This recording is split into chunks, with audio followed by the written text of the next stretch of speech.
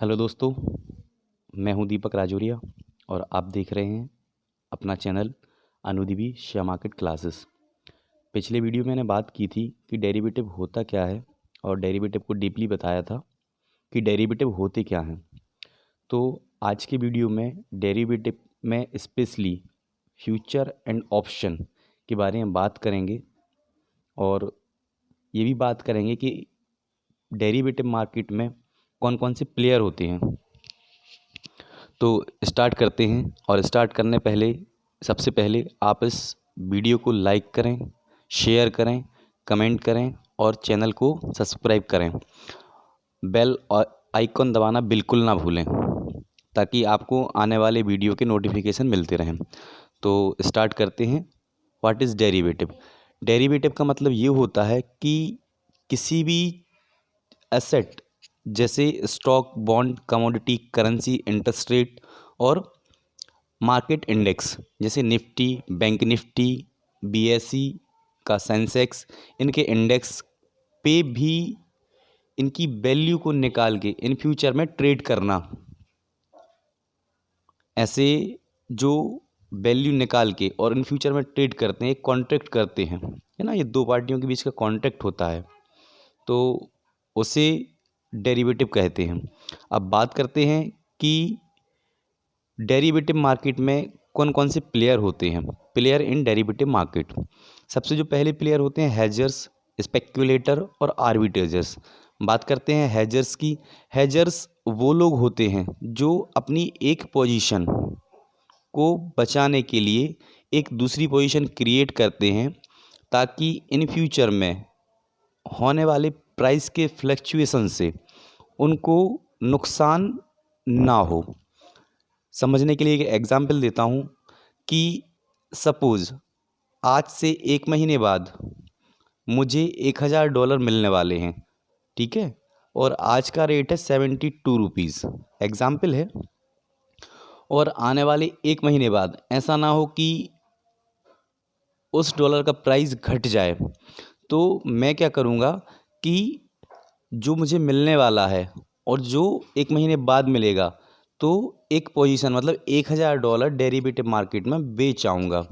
अब होगा ये कि अगर वहाँ से डॉलर का रेट गिरता है तो जो मुझे नुकसान, जो मेरे पास डॉलर मिलने वाले हैं, उसकी भरपाई जो मैंने डॉलर बेचे हुए हैं वहाँ से कवर अप हो जाएगी। तो इस तरह की जो पोजीशन होती है वो हेजर कहलाते हैं। दूसरे प्रकार के जो प्लेयर होते हैं वो कहलाते हैं स्पेक्युलेटर्स। स्पेक्युलेटर्स मतलब ये कम मार्जिन लेके और एक की पोजीशन, वन साइडेड पोजीशन, उनका भी होता है कि बाय करना है कि सेल करना है ना। तो ये लोग एक ही पोजीशन को लेके बार बार और बड़ी क्वांटिटी में ट्रेड करते हैं। स्पेक्युलेटर का मतलब थोड़ा थोड़ा मीनिंग यही होता है कि एक टाइप की रिस्क लेके काम करना, कम मार्जिन में ज़्यादा काम करना। इस तरीके के जो काम करते हैं वो कहलाते हैं स्पेक्युलेटर। आर्बिट्रेजर्स वो लोग होते हैं जो दो मार्केट की प्राइस डिफरेंस के बीच का प्रॉफिट ही लेना चाहते हैं। एग्जाम्पल के लिए अगर बात करूं कि स्टेट बैंक ऑफ इंडिया का फ्यूचर बीएसई इंडेक्स में 260 रुपये है और एनएसई के इंडेक्स में 261 रुपये है, तो आर्बिट्रेजर क्या करेगा कि एनएसई के इंडेक्स में वो 261 रुपये में एसबीआई के फ्यूचर को बेचेगा और बीएसई के इंडेक्स में एसबीआई के फ्यूचर को खरीद लेगा। मतलब पोजीशन उसकी स्क्वायर ऑफ है ऑलरेडी, क्योंकि एक जगह उसने बाय किया हुआ है, एक जगह सेल किया हुआ है, लेकिन दोनों के प्राइस के फ्लक्चुएशंस में, दोनों में डिफरेंस 1 रुपये का है, तो आर्बिट्रेजर का फ़ायदा 1 रुपये ही होता है। तो इस तरीके जो ट्रेड होते हैं वो कहलाते हैं आर्बिट्रेजर। अब बात करते हैं टाइप ऑफ डेरिवेटिव की। तो डेरिवेटिव 3 टाइप के होते हैं, forward and future, options and swaps. अब बात करते हैं सीधी सीधी कि फ्यूचर कॉन्ट्रैक्ट होते क्या हैं। Future are derivative financial contract that obligate the parties to transact an asset at predetermined future date and price. मतलब कि दो पार्टी के बीच का कॉन्ट्रैक्ट होता है, 1 महीने बाद का, 2 महीने बाद का, 3 महीने बाद का, जिस टाइप का दोनों पार्टी होती हैं, एक पहले से निर्धारित तिथि पे एक पार्टी तिथि भी निर्धारित होती है, प्राइस भी निर्धारित होती है, मात्रा भी निर्धारित होती है। और बायर मस्ट परचेस गुड, मतलब बायर को उस तिथि पे जो भी कॉन्टैक्ट किया हुआ है दूसरी पार्टी से, उसको वो माल खरीदना होगा और सेलर को वो माल बेचना होगा। इस तरीके के जो कॉन्ट्रैक्ट होते हैं वो फ्यूचर कॉन्ट्रैक्ट कहलाते हैं। अब बात करते हैं ऑप्शन कॉन्ट्रैक्ट की।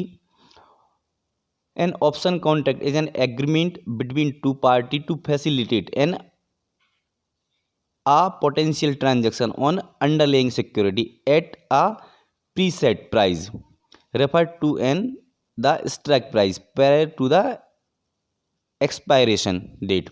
मतलब ऑप्शन एक फैसिलिटी होती है ना। इसमें ऑप्शन में दो चीज़ें होती हैं, एक कॉल ऑप्शन होता है, पुट ऑप्शन होता है। सबसे पहले समझ लेते हैं कि ऑप्शन होते क्या हैं।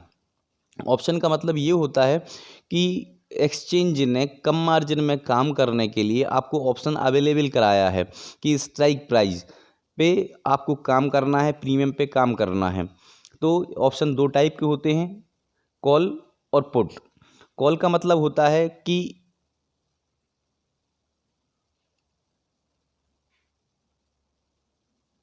कॉल मतलब कि अगर कोई कॉल बाय कर रहा है तो वो मार्केट को प्लस देख रहा है, अगर कोई कॉल सेल कर रहा है तो मार्केट को माइनस देख रहा है। कोई पुट बाय कर रहा है तो मार्केट को माइनस देख रहा है, और कोई पुट सेल कर रहा है तो मार्केट को प्लस देख रहा है। अब बात करते हैं ऑप्शंस में जो विशेष चीज़ होती है राइट और ऑब्लिगेशन की। जो ऑप्शन का बायर होता है, चाहे कॉल ऑप्शन हो चाहे पुट ऑप्शन हो, तो ऑप्शन बायर के पास राइट होता है बाय करने का और सेल करने का। सेम ऑप्शन सेलर के पास ऑब्लिगेशन होता है बाय करने का और सेल करने का, कि अगर किसी ने कॉल बाय की हुई है ना, तो उसके पास राइट है। एग्जाम्पल के लिए सीधे सीधे एक एग्जाम्पल देता हूँ कि राइट क्या होता है और बाय क्या होता है। जब भी सपोज़ कि मैं किसी नई सिटी में गया और अपने रहने के लिए एक मकान ढूंढ रहा हूँ, है ना। मकान ढूंढते ढूंढते मुझे एक मकान मिला। मैंने उस मकान में देखा कि टू लेट का बोर्ड लगा हुआ है। मैंने ऑनर से जाके बात की, भाई क्या रेंट है, तो देखा कि ऑनर ने बताया कि नहीं, इसका रेंट 15,000 रुपये पर मंथ का है। तो मुझे वो मकान अच्छा लगता है और मैं 500 रुपये टोकन मनी देके उस मकान को बुक कर लेता हूँ कि 1 महीने बाद मैं आपके यहाँ रहने के लिए आ जाऊँगा। और तो ये दो पार्टी के बीच का कॉन्टैक्ट हो गया, और जो मैंने 500 रुपये दिए हुए हैं ये हो गया मेरा प्रीमियम अमाउंट, जिसे टोकन मनी भी कहा गया है। अब होता क्या है कि वहाँ से निकलता हूँ और थोड़ी दूर और चलता हूँ तो मैं एक टू लेट का बोर्ड और देखता हूँ। तो मैं सोचता हूँ चलो एक काम करते हैं, मकान भी देख लेता हूँ। वो मकान देखने जाता हूँ। वहाँ मकान देखने के बाद मैं ओनर से बात करता हूँ कि क्या रेंट है, तो ओनर बोलता है नहीं, इसका तो रेंट 10,000 रुपये है। तो मैं सोचता हूँ कि वहाँ 15,000 है और यहाँ पे 10,000 है, तो मैं 500 रुपये और टोकन दे के वो मकान में ले लेता हूँ। अब मैं क्या करूँगा, क्योंकि मुझे 5,000 रुपये बच रहा था, तो जो वो मकान था जो मैंने 15,000 रुपये में लिया हुआ था, वो मैं उसका प्रीमियम भूल जाऊँगा, क्योंकि मुझे सीधा सीधा फ़ायदा हो रहा था। तो सीधी सीधी बात है कि केवल अगर कोई भी ऑप्शन बाय कर रहे हैं, चाहे कॉल ऑप्शन हो या पुट ऑप्शन हो, तो इसमें लिमिटेड लॉस होता है, वो भी प्रीमियम का लॉस होता है। अब दूसरी कंडीशन की राइट कैसे मिलता है। सपोज वहाँ पे एकदम से रेट बहुत ज़्यादा बढ़ जाते हैं किसी भी कंडीशन की वजह से। जो 15,000 रुपये वाला मकान था उसका रेंट 25,000 रुपये हो जाता है। तो अब मेरे पास राइट है कि मुझे वो मकान उस ओनर को 15,000 रुपये में ही देना पड़ेगा, है ना। तो इसमें ऑप्शन के पास कॉल ऑप्शन बायर के पास, अगर उसने ऑप्शन बाय किया हुआ है, कॉल या पुट बाय किया हुआ है, तो उसके पास राइट है, उसके पास अधिकार है उस चीज़ को प्री डिटरमाइंड टाइम और डेट या प्राइस पे उसको खरीदने का। और ऑब्लिगेशन किसके पास है, ऑनर के पास, क्योंकि उसने वो सेलर बना हुआ है, ऑप्शन का राइटर बना हुआ है और उसने ऑप्शन को सेल किया हुआ है। तो ऑप्शन में यही चीज़ होती है कि ऑप्शन बायर के पास राइट होता है और ऑप्शन सेलर के पास ऑब्लिगेशन होता है। ठीक है। अब बात करते हैं कि डिफरेंस बिटवीन कैश और डेरिवेटिव। जो जितने भी डेरिवेटिव होते हैं, फ्यूचर होते हैं, ऑप्शन होते हैं, कॉन्ट्रैक्ट होते हैं, या कैश मार्केट की बात करें, इक्विटी या शेयर मार्केट से डेरिवेटिव डिफरेंट कैसे है। सबसे पहली चीज़ होती है कि कैश में अगर आप काम कर रहे हैं तो कोई एक्सपायरी नहीं होती है, आप जब तक चाहें उस शेयर को अपने पास रख सकते हैं, होल्ड कर सकते हैं। लेकिन अगर आप डेरिवेटिव में काम कर रहे हैं तो उस चीज़ की एक्सपायरी होती है 2 मंथ की, 1 मंथ की, 3 महीने की, डिपेंड करता है डेरिवेटिव प्रोडक्ट किस तरीके से डिज़ाइन किया गया है, उसकी एक्सपायरी कितनी है। दूसरी चीज़ जो इम्पोर्टेंट होता है कि लॉट साइज़, सपोज कैश में अगर आपको काम करना है तो आप 1 शेयर बाय कर सकते हैं या 1 शेयर के मल्टीपल में 2 शेयर, 10 शेयर, 50 शेयर, कितनी भी क्वांटिटी आप बाय कर सकते हैं।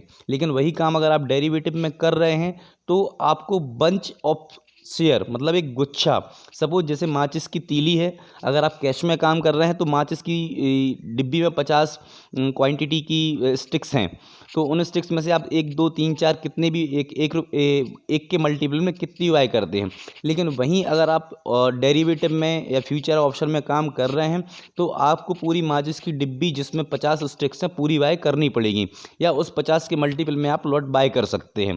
तो ये दूसरा मेजर डिफरेंस होता है कैश और डेरिवेटिव के बीच में। तीसरा होता है मार्जिन और मनी। अगर आप कोई भी चीज़ डेरिवेटिव कैश में बाय कर रहे हैं और होल्ड करके ले जाते हैं तो आपको उसकी वैल्यू का पूरा पूरा पैसा पे करना होता है। लेकिन डेरिवेटिव में अगर आप फ्यूचर में काम कर रहे हैं तो जो भी एक्सचेंज के द्वारा मार्जिन डिसाइड किया गया है कि 20% है या 10%, जो भी डिसाइड किया गया है कॉन्ट्रैक्ट वैल्यू का, सिर्फ आपको मार्जिन मनी देना होता है और आप उसमें काम कर सकते हैं। वही काम अगर आप ऑप्शंस में कर रहे हैं तो आपको केवल प्रीमियम पे करनी है बाय करने के लिए। अगर आप ऑप्शन सेलर हैं तो आपको पूरा मार्जिन लगना है, जो भी कॉन्ट्रैक्ट की वैल्यू का जो भी एक्सचेंज ने डिसाइड किया हुआ है।